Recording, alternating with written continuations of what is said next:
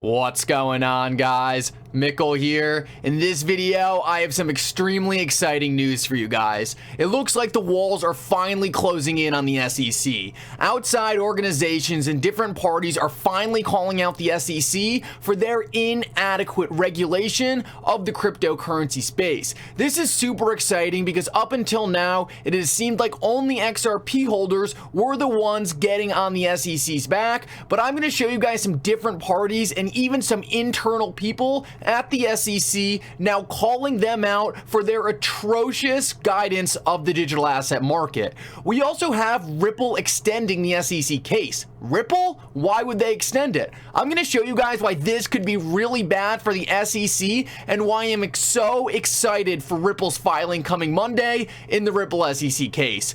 If you guys are new to this channel or come here all the time, make sure to like and subscribe. It means so much to this channel and is a great way you can support it for free. If you guys do not have an Uphold account already, make sure to sign up using the link in the description below. With that said though, let's jump right into it and I hope you guys enjoy the content.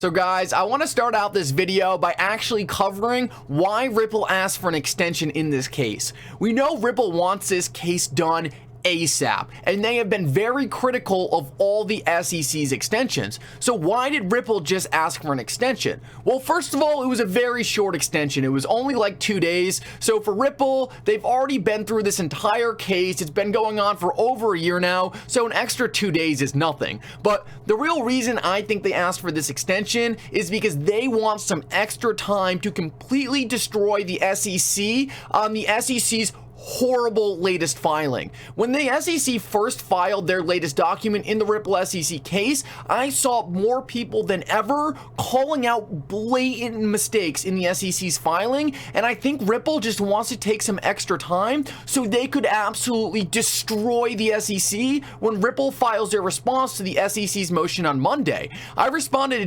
James K. Filan's tweet where James K. Filan was breaking the news that Ripple has extended the case. I said the SEC is about to get flamed. And as soon as I saw this extension go through, I knew instantly that Ripple saw everything we saw, everything the XRP community saw on Twitter, and they are likely finding even more stuff that we haven't even picked up on. I think Ripple is about to go all out in this next response to the SEC and really torch them to the courts. I think this is going to be a huge development, and I'm actually going to show you something that I think is seriously going to backfire for the SEC because of their latest filing. I think the SEC's latest filing, where they tried to prevent Ripple from getting the Estabrook notes and William Himmon's emails, could end up allowing Ripple to get both, and let me explain. Stephen Hubert tweets out, "You have to realize this again. The SEC is trying to convince the judge that the Estabrook notes would only have been relevant if the charges had been dismissed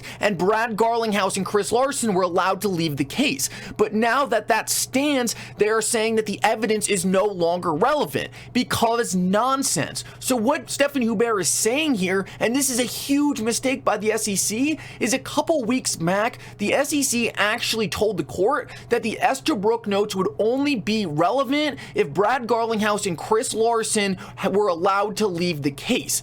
And to the SEC's surprise, the judge actually dismissed Brad Garlinghouse and Chris Larson leaving the case, so the SEC literally admitted to the court that the Estabrook notes should be relevant because Brad Garlinghouse and Chris Larson are being forced by the court to stay in this case. And this is in the SEC's own words. Now, the reason this is so explosive is because the Estabrook notes actually contain notes of Elad Roisman telling Brad Garlinghouse and Chris Larson that XRP is not a security. This is explosive for this case because this is the entire thing the SEC is suing Ripple for and Brad Garlinghouse and Chris Larson. And now there is proof that commissioners had told Brad Garlinghouse and Chris Larson that the SEC's entire case against them is completely false. So this is so bad for the SEC, and they accidentally told the court a couple weeks ago that these notes are relevant to the case because Brad Garlinghouse and Chris Larson are still in the case. So now the SEC is trying to do a 180. They're trying to say, actually, never mind. we completely change our thesis on this. These notes are not relevant no matter what, and they should not be handed over. It shows that the SEC is acting very transactional here. They are arguing one thing at a time and not looking how it's going to impact them in the future. This is a great example of this and a huge slip up by the SEC. But it's even more than that, and Jeremy Hogan actually tweeted this out in response to what I just told you. He said, I actually found something else. I think the SEC also got the meeting confused in their brief. Am I right? And someone said, yes, legal purgatory was Clayton and Hinman's meeting, not Roisman. So what he's talking about is Brad Garlinghouse left the meeting, and in the meeting he screamed out, Ripple is in legal purgatory, but actually he left the meeting with the impression, and he said this under deposition, that XRP is not a security, and he got that impression from Elad Roisman in the scenario that I just described to you before. Now, that is how Brad Garlinghouse left this meeting, with the impression that XRP is not a security. But the SEC in their brief tried to play it off like Brad Garlinghouse left the meeting as if Ripple was in legal purgatory. No, he said he feels like Ripple's in legal purgatory prior to the meeting, but he stated in his deposition that when he left the meeting, he felt XRP was not a security. So the SEC blatantly lied about this in their motion, and this is just another thing that I think the Ripple lawyers are going to take complete advantage of and use to dismantle the SEC's arguments. In the end, I think this is going to force the SEC to not only hand over the emails, but the Esterbrook notes as well. If they are forced to do this, I think we are going to see the SEC stepping up to the settlement table very quickly. Now, you guys are not going to believe this. I thought this was awesome. This is from Library. They are another company getting sued by the SEC, and I kind of feel bad for them because the XRP community is so big. They have all these different lawyers following the case. Library doesn't have that, so I think we should all try to be supportive of this project. We know how much it stinks to have the SEC come after our coin, but I wanted to tweet this out because this is pretty savage of them. They tweeted out, we do not respect the SEC, and essentially they're going into deposition tomorrow, and they said they're going to purposely smell really bad just to throw off the SEC lawyers. But it actually gets so much funnier. I guess the SEC contacted them about this and asked them to take down this tweet, and they said, like this comment if you think the SEC should go F themselves, which is hilarious. They are fully roasting the SEC, knowing fully they are going to be reading this on Twitter. I respect Library for this, and if you think it's dumb, just read their response. Playing nice with the SEC for 4 years has gotten us absolutely nowhere. We are done being nice to these monsters. And the Library CEO actually did some clips with John Deaton, and he was like, no matter what we gave them, we tried to be as transparent as possible. We gave them every single thing they asked for. We asked them, what can we do to be more compliant with your rules, and got nothing other than the fact that the SEC wanted to drain them financially.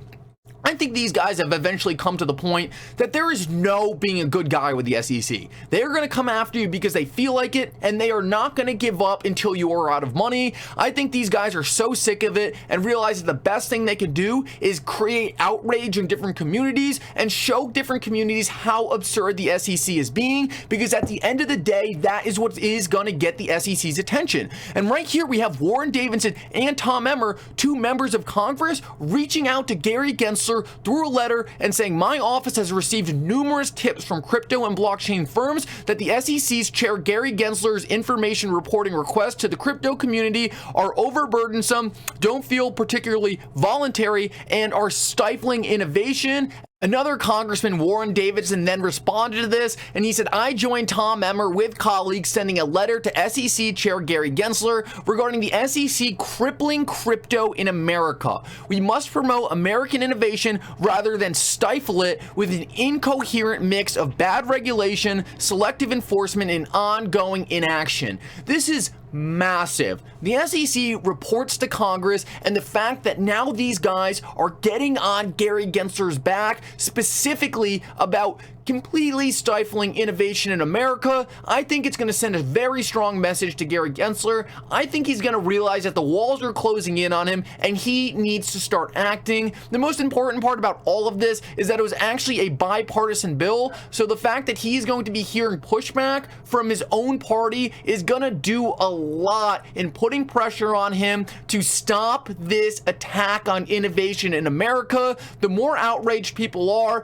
the better chance that that certain parties will not get elected based on this going on, and I think it's eventually going to lead Gary Gensler to push a lot of this crypto BS to the side and start doing some things that actually make America more competitive. Guys, last of all, I wanted to show you this clip of this former SEC official who just came out and made public statements on the Ripple SEC case. I think it is super important to analyze what these internal SEC officials are saying about the things going on at their own agency, especially about this Ripple SEC case, because I think it shows a lot of what the SEC's true intentions behind this case really were. So listen up. I think really the outcome in the Ripple case is going to be a game changer, no matter what happens.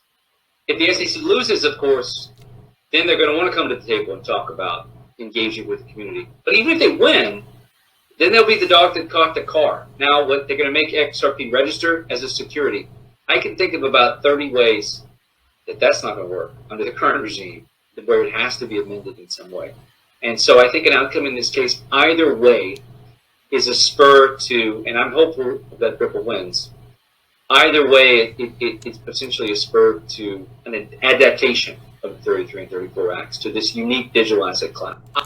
So first of all, he says, I hope Ripple wins. That's pretty sad considering he should probably have some confidence in the agency he just came from, and he wants Ripple to escape the SEC's grasps. I think Ripple will win. I think they will. But he says even if they lose, there's no doubt about it, the SEC is going to have to change their rules to accommodate digital assets. And if that's what it takes to inspire change in a country who cannot get their act together, he's pretty much saying if that's what's needed to happen, then I guess that's it. But either way, he thinks this is going to positively impact the industry, and I really do agree with him. I think Ripple's going to win. I think they're going to escape the grasp of the SEC. I think they might have to work with the SEC on some things. I don't know exactly what that's going to be, but at the end of the day, this guy is confident. He worked for the SEC. He thinks this lawsuit is absolutely outrageous, and I could not agree with him more. Guys, thank you so much for watching. I hope you enjoyed this update. Make sure to like and subscribe, and for now, Mickle out.